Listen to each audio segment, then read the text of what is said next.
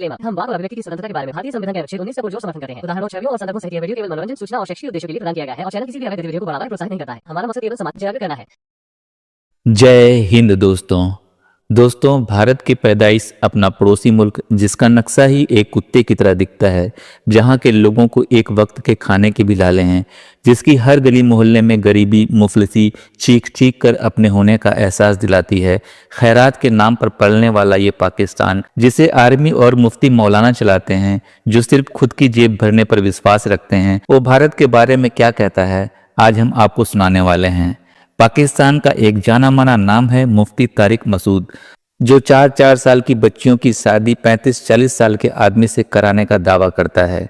अभी हाल में ही जब भारत ने ऑपरेशन सिंदूर चलाया, उसके बाद इस मुफ्ती का एक बयान यूट्यूब पर जारी हुआ। वीडियो का टाइटल है मुफ्ती साहब message to Sophia Qureshi operation सिंदूर तारिक मसूद। दोस्तों, 5 दिनों में इस वीडियो पर 2,30,000 से ज़्यादा व्यूज़ आ चुके हैं। आप समझ सकते हैं इस वीडियो में किस तरह की बातें की गई होंगी। नफरत का व्यापार करने वाला ये पाकिस्तान सिर्फ मुंह से आवाज़ निकालना जानता है, कर कुछ नहीं सकता। लेकिन इस वीडियो में क्या कहा गया है, आप लोगों को जानना भी जरूरी है। तो आइए देखते हैं मुफ्ती तारिक मसूद जैसा बच्चीबाज अपने भारत की सोफिया कुरैशी को क्या मैसेज देने की कोशिश कर रहा है। इंडिया का चैनल यार इतना झूठ बोल रहा है ना। मजीद हमारे 2 F-16 गिराकर हमारे पायलट चाहत फतेह अली खान को गिरफ्तार भी कर लिया गया है। क्या लिखा हुआ है आगे? इन सब के बाद फाइनली हमारी आर्मी चीफ साहब को भी गिरफ्तार कर लिया गया। सूरत हाल में कौम क्या करे यार। इतनी देखो, जब जंग होती है ना तो बहुत लंबी लंबी फेंकी जाती है। आज सुबह किसी ने वीडियो भेजी किसी दूसरे कंट्री से कि कराची एयरपोर्ट को चारों तरफ से घेर लिया गया इंडियन ने और ये हो गया। मैंने कहा भाई अब कुछ भी नहीं हुआ, अल्लाह का शुक्र है, बैठे में थोड़े बहुत तो होता ही है उधर। जब जंग होती है तो कुछ ना कुछ तो नुकसान होता ही है, तो प्रोपेगेंडे का शिकार ना हो। अभी मोदी इतनी बौखलाहट का शिकार है, खुद ही अपने मुल्क में मजीद धमाके करा रहा है। वो हाँ ये कर दिया, वो कर दिया, इतने लोग मर गए, ये कर दिया, वो कर दिया। वो चाह रहा है कुछ हो भाई, कुछ हलचल पैदा हो, क्योंकि उसने अभी इलेक्शन आ रहे हैं, उसके लिए वोट चाहिए। उस काम तो धेले का नहीं किया उसने इंडिया में, सही है ना। तो फिर यही तरीका होता है वोटिंग के लिए। तो हाँ ये तो हमारे ISPR का बयान आया है भाई, अगर हमने हमला किया होता ना तो हम बताते हमने किया है, और इंडिया इसको छुपाता। हमने नहीं किया, इसलिए इंडिया इसको क्या कर रहा है, उछाल रहा है। जब भी कोई फौज हमला करती हो तो चाहती है कि दुनिया को नजर आए हमने ये कर दिया। जैसे 5 तैयारे गिराए, मेरे पास जो रिपोर्ट है वो 7 तैयारों की है, लेकिन ऑफिशियली जो ऐलान हुआ है वो 5 तैयारों का हुआ है, तो चलो 5 ही मान लेते हैं उसको। तो 5 तैयारे गिराए तो उन्होंने बताया ना हमने गिराए हैं। तो पाकिस्तान जो काम करेगा वो बता देगा कि ये हमने किया है। लेकिन बात यह है कि वो खुद ही शोर शराबा, इधर हमने ये कर दिया और उन्होंने ये कर दिया, ऐसे चल रहा है। कुछ हो, लेकिन हम बहुत ढीठ लोग हैं, हमें नहीं हो रहा कुछ, हमें कुछ नहीं हो रहा। अच्छा, इंडिया में ना वोट मिलता है पाकिस्तान दुश्मनी की बेस पे। मुझे वोट दो, मैं पाकिस्तान की ईट साइड बजा दूंगा, मैं ये कर दूंगा, मैं यूं। पाकिस्तान में इस बेस पे वोट नहीं मिलता। अगर कोई यहाँ सियासी लीडर खड़ा हो और बोले मैं इंडिया की ऐसी की तैसी कर दूंगा, इलेक्शन में जीतेगा ही नहीं वो। हमारे लोग बोलेंगे क्यों कर देगा भाई, उनको रहने दो, आराम से जीते तो यार। तो इससे पता चलता है जो अस्करी लिहाज से स्टेबल होते हैं ना, वो घबराए हुए नहीं होते। वो बिला वजह की भड़कियां नहीं मार रहे होते, बिला वजह की धमकियां नहीं दे रहे होते वो। तो हमारे यहाँ इस बेस पे वोट नहीं मिलता कि मैं इंडिया की ऐसी की तैसी कर दूंगा, मैं वाट लगा दूंगा। कोई, मुझे नहीं याद पड़ता किसी सियासतदान ने कहा कि मुझे वोट दो, मैं ये कर दूंगा, मैं वो कर दूंगा। अगर कोई सियासतदान ये नारा लगाए तो वोट मिलेंगे ही नहीं उसको, इसलिए लगाते। इंडिया में वोट इस बेस पे, जो शिद्दत पसंद हिंदू है उनकी बात कर रहा हूँ, उनकी तरफ से वोट इसी बेस पे मिलता है कि मैं पाकिस्तान की वाट भाई पाकिस्तान का रकबा तुम्हारे लिहाज से बहुत थोड़ा है, आबादी तुम्हारे लिहाज से बहुत कम है, फौज की तादाद तुम्हारे लिहाज से बहुत थोड़ी है, फिर भी तुम मैं ये कर दूंगा, मैं वो कर दूंगा। इसका मतलब घबरा तुम रहे हो और हमें ये शो कर रहे हो कि हम घबरा रहे हैं। हम नहीं घबरा रहे। हमारे यहाँ मीम्स पे मीम्स बनी चली जा रही है, बनी चली आ रही है मीम्स पे मीम्स। कल एक साहब मुझसे मिले और कहने लगे ये क्या तमाशा लगाया हुआ है यार, ये कोई जंग है, उधर से एक ड्रोन आ गया, यूं आ गया, एक जंग है। मैंने कहा ठीक है, मैं मोदी से बात करता हूँ, कोई बड़ा मिसाइल भेजे यार, इनको समझ में नहीं आ रहा। मैंने कहा क्या बात कर रहे हो, अच्छा है ना नहीं हो रही, अच्छा है नहीं हो रही। तो वो उनको इस पे, पाकिस्तानियों को इस पे इश्काल हो रहा है, क्यों नहीं हो रही, ये क्या मजाक लगाया हुआ है, इधर से ड्रोन आ गया, उधर से मिसाइल आ गया, क्या मजाक लगाया हुआ है। तो मैंने कहा खुश को हो यार, अच्छे मुझे गुस्सा भी आ रहा था उनके ऊपर, हंसी भी आ रही थी। मैंने कहा मैं मोदी से राब्ता करता हूँ भाई, हमारी कौम कह रही है क्या और मजाक लगाया हुआ है। फिर करो कोई मिसाइल विसाइल खुदा न खासा गिर गया तो फिर बोलोगे ये क्या हो गया। जन की तमन्ना नहीं करनी चाहिए। मैं पहले किसी इलाके में रहा करता था, तो मुझे अंदाजा, वो मेरे घर वाले जब एक खास किसी के घर में जाते हैं ना, तो जब भी आए तो मेरी लड़ाई होती है। میں پریشان تھا یار, ہماری اچھی بلی زندگی گزر رہی ہوتی ہے, وہ کسی خاتون سے ملنے جب میری گھر والی جاتی ہے ان کے گھر دوستی ووستی ہے تو آ کے پھر لڑائی. شروع میں میری سمجھ میں اس وقت ہم ناتجربے کار تھے, پھر مجھے اندازہ ہوا بھائی یہ بہت بڑا مسئلہ ہے. اچھا, بعض خواتین کا گھر میں دیکھا وہ جب آئی ہیں ملنے کے لیے گئی ہیں تو گھر میں لڑائی ہوئی ہے ہماری. ابے وہی چل رہا ہے, اچھا والا نہیں ہو رہی تھی یہ اس کے آنے سے ہوتی ہے. اس وقت مجھے اندازہ ہوا کہ کچھ خواتین کا کام آگ بجھانا اور کچھ کا کام آگ جلانا. وہ ماچس کی تیلی ہوتی ہے, ان کا کام ہے کیا کرے. اور ایک واقعہ سنا دیتا ہوں جس سے آپ کو اندازہ ہو یہ آگ جلانے کے واقعات ہوتے کیسے. ہمارے ایک دوست نے دعوت کی, اس وقت اتفاق سے میری صرف 2 تھی, اللہ معاف فرمائے, کہتے ہوئے بھی شرمندگی ہوتی ہے, صرف 2, لیکن بہرحال مجبوری تھی, اکٹھی 4 ہو نہیں سکتی تھی. تو میرے گھر والوں کو بلایا عقیقے پہ کسی نے, تو میں نے کہا دونوں کو ایک ساتھ لے کے جاؤں گا تو میں خود نہیں جا سکوں گا, میں باہر ہی کھڑا رہوں گا, تو اس لیے 1 by 1 پہلے ایک کو پھر دوسرے گھر والوں کو لے جاؤں میں. تو جب ایک گھر والوں کو میں لے کر گیا ہوں تو جیسے میں نے کہا بھائی آدھا گھنٹے بعد میں آ جاؤں گا لینے کے لیے, یا میں وہیں بیٹھا رہا, واللہ وہ مجھے یاد نہیں, بہرحال آدھا گھنٹہ پونا گھنٹہ گزرا, وہ ٹائم پہ گھر والے آ گئے اور میں لے کے چلا آیا. اب دوسرے کو لے کر گیا, دوسرے گھر والوں کو, ان کو وہاں ہو گئی دیر. اب دیر ہو گئی تو مجھے فون کرنا بنتا تھا, بھائی کیا ہو گیا, اتنا ٹائم کیوں ہو گیا. 2-3 دفعہ میں نے فون کر لیا کیونکہ لیٹ بہت ہو رہے تھے, لیٹ نائٹ, رات دیر ہو گئی تھی رات. میں نے ان کو لے آیا, بہرحال 2-4 دن ہمارے گزرے. اس کے بعد لڑائی شروع, ڈرون پہلی والی سے, جن کو پہلے لے کر گیا تھا نا, ڈرون حملے شروع اور دھمکیاں اور ڈرون, بالکل وہی جو ابھی مودی اور پاکستان کا چل رہا ہے. پہلے لائٹ فائرنگ ہلکی ہلکی, کیا آپ کے دل میں میری کوئی ویلیو نہیں ہے, یہ ابھی جنگ کا سائرن بج رہا, یہاں سے ابتدا ہوتی ہے, آپ کی دل میں میری کوئی ویلیو نہیں. کیوں ویلیو نہیں ہے, میں گھر کا کرایہ دے رہا ہوں, بچوں کی فیسیں دے رہا ہوں, ٹائم دے رہا ہوں, اور ویلیو کسے کہتے ہیں نا. اب اچھا, خواتین کی عادت ہوتی ہے اصل بات نہیں بتاتی, شروع میں یہ سیاستیں چل رہی ہوتی ہیں, پوری ایک دم سے کلیئر بات ہو نا تو آدمی وضاحتی بیان دے دے, تو یہ ہے اور فلانا ہے اور یوں ہے, اور میرے اوپر ایک تو سوکن آئی بھی ہے, اوپر سے ویلیو کس کو دی جا رہی ہے. ابا بھائی کیسے ویلیو دے رہا ہوں میں, اس کو خرچہ زیادہ دے رہا ہوں یا اس کو ٹائم زیادہ دے رہا ہوں نہ, یہ ہلکی پھلکی فائرنگ, پھر میزائل, گرنیڈ, ایسا بھائی. جب اس کی ڈیپ میں گیا تو پتہ یہ چلا کہ جنہوں نے گھر میں دعوت کی تھی نا عقیقے کی, ان کی خواتین کا کہیں بعد میں رابطہ ہوا پہلے گھر والوں سے, اور ان کی خواتین نے ہمارے پہلے گھر والوں کو کہا کہ جب آپ آ کے بیٹھی تھی مفتی صاحب کا ایک فون بھی نہیں آیا, جب دوسری آئی تھی کم سے کم 5-6 کالیں کی ہیں, اتنی فکر ہے. میں نے کہا میرا پروگرام ہو گیا, حالانکہ وہ ضرورت کی بنیاد پہ کی تھی, دیر ہو گئی تھی, تو دیر ہوتی تو ان کو 10 کالیں کر لیتا میں. کیا وضاحتی بیانہ, میں ٹائم تو بتاؤں کہ دیکھو اتنے بج کے اتنے منٹ پہ وہ گئے تھے اور لیٹ ہو گیا. بہرحال وہ وجہ پھر یہ ثابت کرنے کے لیے کہ نہیں بھائی آپ کی ویلیو بہت زیادہ ہے, کتنا خرچہ ہوا میرا, کتنا ٹائم لگا, لیکن پھر بھی وہ بات تھوڑی ہوتی ہے. ایک دفعہ بدگمانی پھیل جائے تو بہت مشکل ہے. مجھے خیال ہوا جن کے گھر گئے تھے ان کو کیا ضرورت تھی بتانے کی کہ اتنی کالیں اور اتنی کالیں اور ایسا ہوا, کیا ضرورت تھی یار, یہ ہر رپورٹ پیش کرنے کی ضرورت نہیں ہوتی. اور بھی اس طرح کے بہت واقعات ہیں میرے پاس. کبھی اپنی خوشبو لگا کے آئیں, اکیلے بیٹھے آپ, انڈیا پاکستان کی جنگ کو بھول جاؤ گے آپ, خوشبو لگا کے آئیں. خوشبو اس لیے کہہ رہا ہوں کہ گرمی میں پسینہ آج کل بہت نکل رہا ہے, تو ایسے ہی آ کے چپکتے ہیں نا تو مجھے تھوڑی سی تکلیف محسوس ہوتی.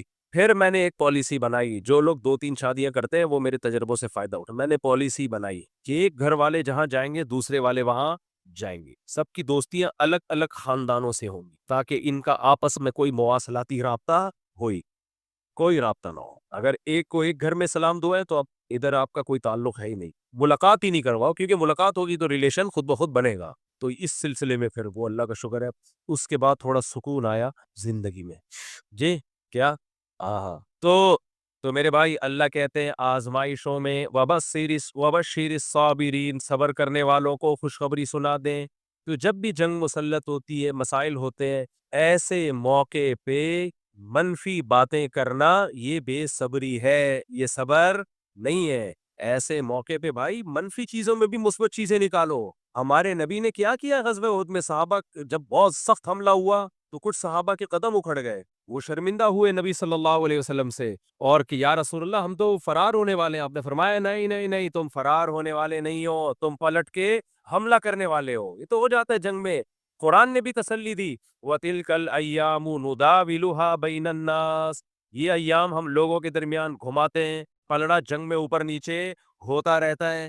یہ تو صحابہ یعنی اللہ بھی حوصلے بڑھاتا ہے لڑنے والوں کے، تو ہم کیوں حوصلہ؟ اور بات یہ کہ ہم تو منفی چیزوں میں منفیت نہیں، مثبت چیزوں میں منفیت تلاش کر رہے ہیں، تو یہ صبر نہیں ہے میرے بھائی۔ نبی صلی اللہ علیہ وسلم نے خاتون کو دیکھا جن کے بچے کی وفات ہوئی، وہ قبر پہ بہت زیادہ چیخو پکار کر کے رو رہی تھی، آپ آئے، آپ نے فرمایا صبر کرو۔ وہ نبی کو پہچانی نہیں، انہوں نے کہا کہ جو غم آپ کو پہنچا ہے، پھر میں پوچھتی کہ صبر کسے کہتے ہیں، آپ صبر کرتے ہیں کہ نہیں کرتے؟ وہ خاتون چلی گئی گھر، کسی نے پھر اس کو بتایا تو اللہ کے نبی تھے، تو وہ بیچاری گھبرا کے آئی نبی صلی اللہ علیہ وسلم کے پاس، عرض کیا یا رسول اللہ میں اب صبر کروں گی۔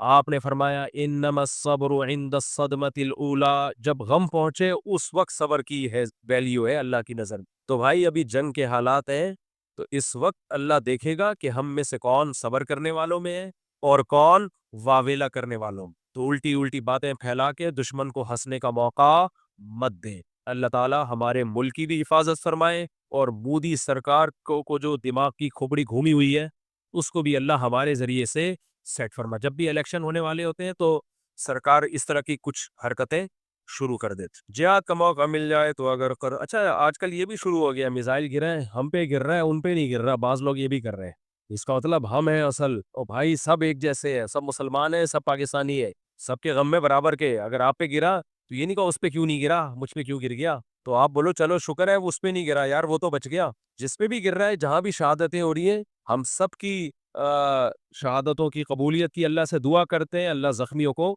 شفا عطا فرمائے۔ یاد کا موقع مل جائے تو فرض، قضا، نمازیں اور کبیرہ گناہوں کی تلافی۔ کبیرہ گناہ ہے تو توبہ کرو، فرض نمازیں باقی ہیں، جتنی پڑھ سکتے ہو پڑھ لو، نہیں جتنی ممکن نہیں ہے تو وصیت کرو اس کی۔ ہاں قرض معاف نہیں ہوتا شہید کا بھی، لوگ پیسے لے کے شہید ہو جاتے ہیں، جا کے ادھر پیسے لیے جا کے کیا ہو گئے شہید، وہ رو رہا ہوتا ہے تو ابھی تھوڑی دیر بعد شہید ہو جاتا، میرے پیسے تو دے دیتا۔ تو حقوق العباد کی بڑی ویلیو ہے بھائی۔ میرا کوئی دوست میری عزت نہیں کرتا، میرا کوئی بھی دوست میری عزت نہیں کرتا، سب میرا دل دکھاتے ہیں، تو میں اسی لیے سب سے دوستی ختم کرنا چاہتا ہوں، مگر اس سے میرا اللہ مجھ سے ناراض ہو جائے گا۔ تو آپ بھائی اللہ تعالیٰ نے خونی رشتے بنائے ہیں، دوست اگر اچھا سلوک کر رہا ہے دوستی رکھو، نہیں کر رہا ہے یار تمہاری ایسی کی تیسی، دوست کیا ہوتا؟ دوست کا تو مطلب ہے آپ کے ساتھ اچھا ٹائم پاس کر رہا ہے، کرے تو ٹھیک ہے، نہیں کرے تو ہاں بھائی بہنوں کا رشتہ ایسا ہے، اچھا سلوک کرے تو بھی بنا کے رکھنا ہے، نہیں کرے تو بھی بنا کے رکھ، تو یہاں ہے صلہ رحمی۔ تو ماں اور باپ کا رشتہ ایسا ہے، آپ سے بنا کے رکھیں تو بھی بنانی ہے آپ نے، نہیں بنائے تو بھی بنا کے رکھنی ہے آپ۔ تو دوست اچھا سلوک، بےزتی کر رہے ہیں تو نہیں ہے، بعض لوگوں کو بےزتی کا شوق ہوتا ہے اپنی، جو دوست بےزتی کر رہے ہیں پھر جا کے اپنی بےزتی باقاعدہ کروا کے آئیں گے دوبارہ، پھر 4 دن بعد خیال ہوگا بہت دن سے بےزتی نہیں ہوئی، پھر اسی دوست کے پاس چلتے ہیں۔ تو یہ اس کا مسئلہ نہیں ہے، یہ آپ کا مسئلہ ہے، مت رکھو دوستی۔ اچھا میرے بھائی آخری سوال ہے، آپ کا بیان سنا تھا کہ شادی کے پیسے نہیں ہیں تو پھر بھی شادی کر لو، فی الحال لڑکی اپنے گھر میں رہے تو کم از کم اچھا اس سے برائی سے بچنے کے لیے میاں تو مل جائے گا۔ تو آپ سے مشورہ ہے کہ کیا میں اس طرح نکاح کا پیغام بھیجنا مناسب رہے گا، کیونکہ کم عمر میں فوری روزگار نہیں ہے، اور بھائی لڑکی اور لڑکا اگر نکاح کر لیں برائی سے بچنے کے لیے تو ہمیں کوئی اعتراض نہیں ہے، لیکن لڑکی کا ابا راضی ہوگا نہیں کہ آپ کرتے کچھ بھی نہیں ہو، آپ کو ایکچولی میں برائی سے بچنے کے لیے نکاح کر رہا ہوں، وہ کہے گا میری بچی کو بھیڑ کیوں چڑھا رہا ہے، ہمیں تو پراپر داماد چاہیے بھائی، وہ پراپر اس کو رکھے اور سنبھالے اس کو، تو وہ تھوڑی دے گا اور اس کو دینا بھی نہیں چاہیے۔ دوسری بات یہ کہ آپ نے برائی سے بچنے کے لیے آپ تو کریں، پیغام بھیجیں، کچھ مجبور لڑکیاں بھی ہوتی ہیں وہ راضی ہو جائیں گی، لیکن جو مجبور نہیں ہے وہ راضی نہیں ہوں گے، اور ہونا بھی نہیں چاہیے ان کو راضی، کچھ مجبور ہوتے ہیں وہ ایک الگ بات ہے۔ تو یہ دنیا چلی اسی بیس پہ رہی ہے نا، تو اب ہوگا یہ کہ آپ نے برائی سے بچنے کے لیے شادی کی، آپ کو آپ کی خواہش پوری ہو گئی، اس کے بعد آپ اس کو چھوڑ چھاڑ کے چلے جاؤ گے، تو یہ بڑے نقصانات ہوتے ہیں، تو اس لیے کوئی بھی باپ ایسے راضی نہیں ہوتا، اور اس میں تبھی ایسے موقع پہ آیا ہے کہ جس میں استطاعت نہیں ہے نکاح کی، وہ پھر کثرت سے روزے رکھے۔ السلام علیکم مفتی صاحب۔ وعلیکم السلام جی، میں ہوں ایبٹ آباد سے، آپ سے پہلی بھی الحمدللہ ملاقات ہوئی ہے، اچھی بات۔ اور میرے ساتھ روم میٹ ہے کمرے میں ہاسٹل میں پڑھتا ہوں، تو وہ جب آئے تھے وہ نماز کا اتنا پابند نہیں ہے، تو میں نے اس کو بہت سے سمجھے کہ نماز پڑھو، صبح کی نماز مطلب کبھی کبھی پڑھتا ہے، جمعے کبھی پہلے نہیں پڑھتا تھا، پھر میں نے کزن نے اس کو سمجھایا تو جمعے کے لیے جاتا ہے، پھر مجھے پتہ نہیں تھا کیونکہ وہ تھوڑا سا شریف ہے تو اس وجہ سے اس کو میں نے زیادہ وہ نہیں سمجھا، بعد میں مجھے پتہ چلا 7-8 مہینے بعد کہ یہ بریلوی ہے، تو اس وجہ سے میرے دل میں بہت ہوا ہے، پھر میں نے کہا یہ تو مسلمان تو ہے، تو ابھی اس کے حوالے سے میں کیا سمجھوں، ابھی بھی میں تو اس کو بہت ترغیب دیتا ہوں، ابھی کیا اس وقت ہے۔ آپ اگر لوگوں کو سمجھانا شروع کر دو تو سمجھاتے سمجھاتے مر جاؤ گے، چھوڑ دو، ایک دفعہ سمجھا دیا بس، وہ اپنے حال پہ چھوڑ، آپ کے روم میں آپ کے ساتھ ہے، اس کو اپنا ایکٹیویٹی میں مشغول رہنے دو، آپ اپنے کام سے کام رکھو، ایسے تو بھائی اتنے مسائل ہیں، باہر نکلو وہ یہ کر رہا ہے وہ کر رہا ہے، کس کس کو پکڑو گے آگے، ایک دفعہ سمجھا دیا بس، محبت سے کافی، ٹھیک ہے، آپ کا فرض ادا ہو گیا۔ اور ایمان والے کہتے ہیں کہ کوئی سورت نازل کیوں نہیں کی گئی، اصل میں اس آیت کا مقصد یہ ہے کہ منافقین جب بھی کوئی نیا حکم نازل ہوتا تھا نا تو وہ بہت پریشان ہوتے تھے، خاص طور پہ جہاد کا حکم. تو اللہ منافق اور مومن میں فرق بیان کر رہے ہیں کہ مومن تو چاہتا ہے کہ آیتیں نازل ہوں، اس سے کیا ہوگا بھئی، نیا حکم آئے گا تو ہم اس پر عمل کریں گے، ہمیں ثواب ملے گا، اور پرانے ہی حکم کی تاکید ہوگی تو ہمیں حوصلہ ملے گا. پھر کسی حکم پر ثواب کی خوشخبری ہوگی، اس سے بھی ہمیں ہماری امیدیں بڑھیں گی، کیونکہ قرآن کے مضامین یہی ہیں، تسلی والی آیات نازل ہوں گی. تو اہل ایمان کی خواہش ہوتی تھی کہ اللہ قرآن زیادہ سے زیادہ نازل کرے، لیکن منافقین جو تھے ان کی حیثیت یہ ہوتی تھی، کیفیت یہ ہوتی تھی کہ جب بھی کوئی نیا حکم آتا وہ ڈر جاتے تھے کہ اب پتہ نہیں کیا ہوگا. تو اللہ نے فرمایا وَيَقُولُ الَّذِينَ آمَنُوا، جو ایمان والے لوگ ہیں وہ تو کہتے ہیں لولا نزلت سورۃ، کوئی صورت نازل کیوں نہیں کی جا رہی، یعنی ہمیں تو انتظار ہے.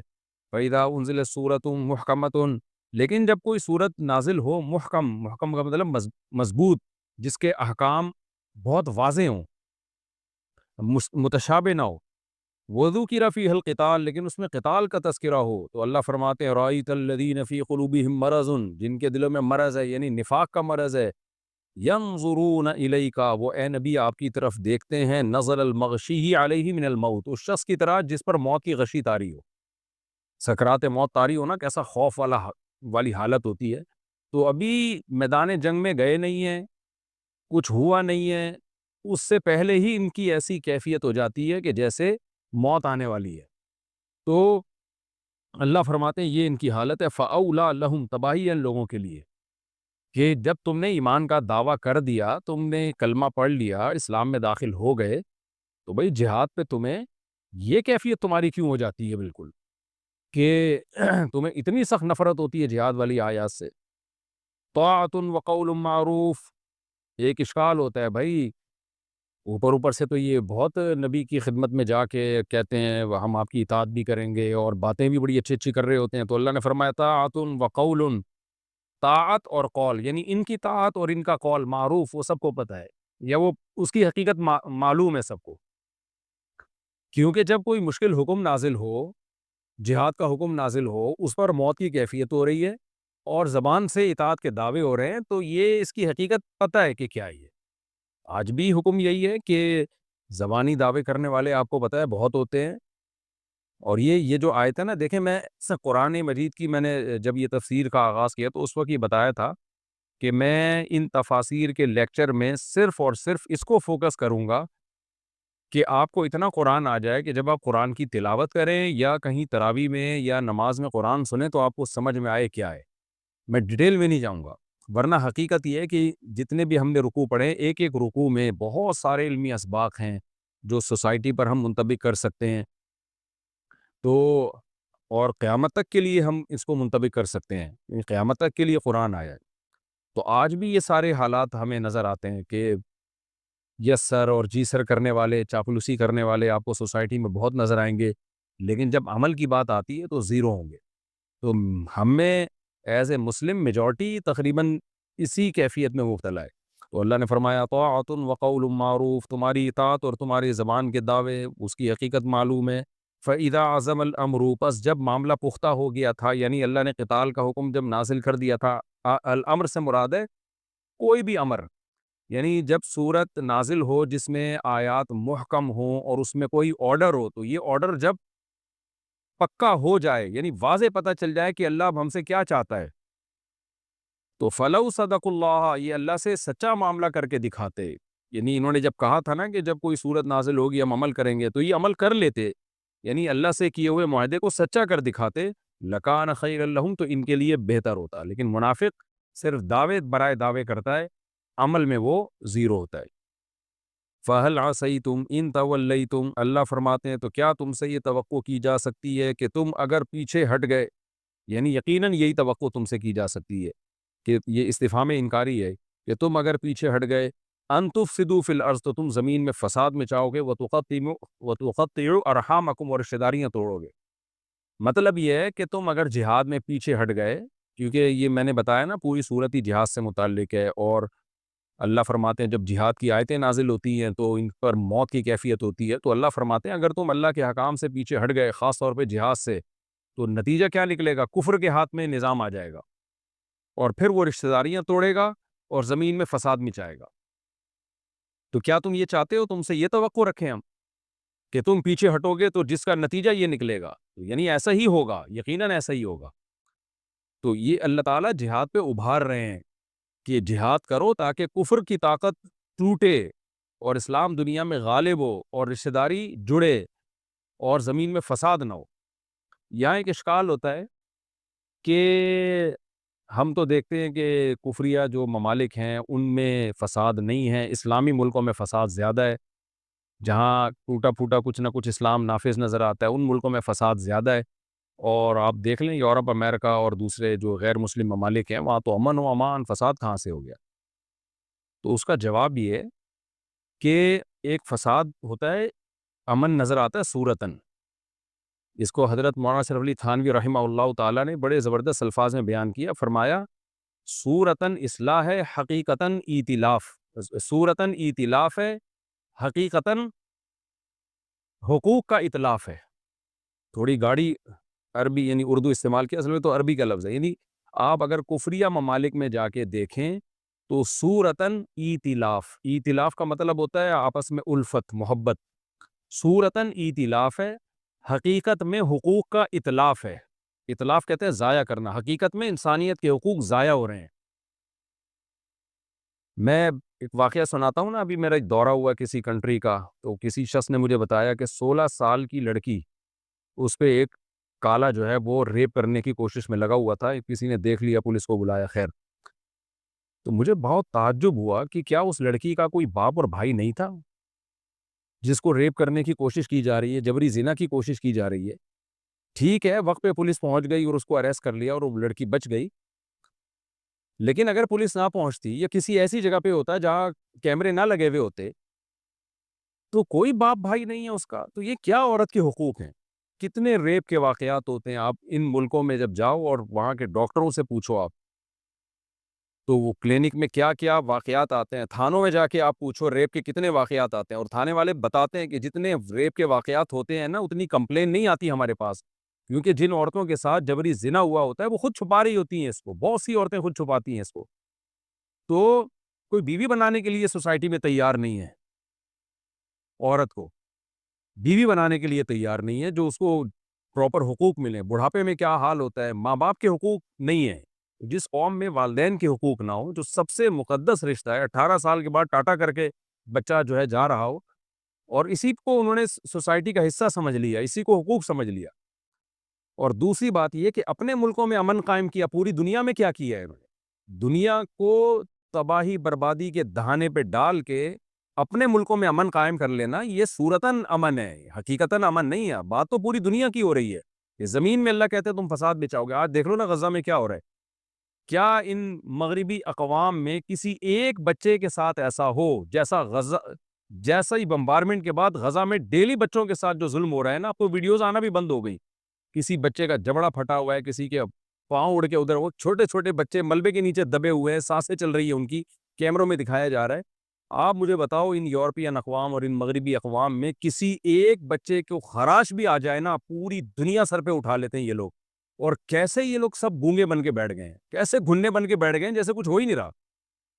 تو بھائی یہ کفر جو ہے نا اوپر سے بہت، وہ یہ مولانا شریف تھانوی رحمہ اللہ کی بات ہے، صورتاً ایتلاف، دیکھنے میں لگے گا بڑا انسانیت اور دنیا میں حقوق، حقیقتاً حقوق کا اتلاف، یہ جملہ یاد کر لیں، دیکھنے میں ایتلاف ہے، الفت ہے، حقیقت میں اتلاف ہے، حقوق کی بربادی ہے۔ افریقہ آپ جائیں، آپ گولڈ نکلتا ہے اور ڈائمنڈ نکلتا ہے وہاں، ان ملکوں کو تو ارب پتی ہونا چاہیے تھا، اتنے خزانے ہیں، لیکن جو ملک میں جہاں پتہ چلتا ہے جی خزانے نکل رہے ہیں، انہی ملکوں میں بدامنی پھیلا دی جاتی ہے، انہی ملکوں میں آپس میں لڑوا دیا جاتا ہے۔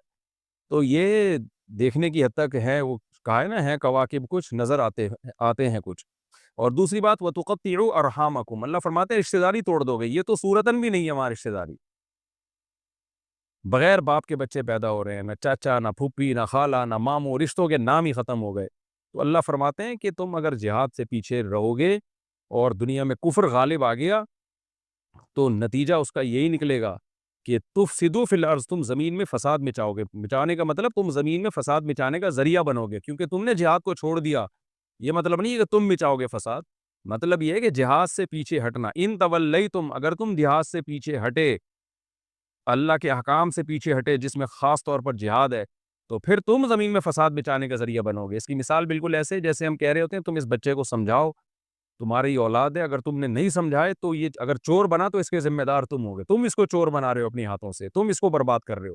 یہی مطلب اس آیت کا کہ فہل عصیتم، تم سے یہ توقع کی جا سکتی ہے، یہی احتمال ہے تم سے کہ تم اگر جہاد سے پیچھے ہٹے تو تم زمین میں فساد مچا لو گے، یعنی فساد کا ذریعہ بنو گے. وَتُقَطِّعُوا أَرْحَامَكُمْ، اور رشتہ داری توڑنے کا ذریعہ بنو گے. اس سے بھی پتہ چلتا ہے کہ اللہ کو زمین میں فساد پسند نہیں ہے، اور یہ بھی پتہ چلتا ہے کہ اللہ کو رشتہ داری جوڑنا کتنا پسند ہے. تبھی میں جلد نکاح اور کثرت نکاح کی ترغیبات دیتا رہتا ہوں. وجہ اس کی یہی ہے کہ نکاح ہے جو خاندانی نظام کو مضبوط کرتا ہے، رشتے بناتا ہے.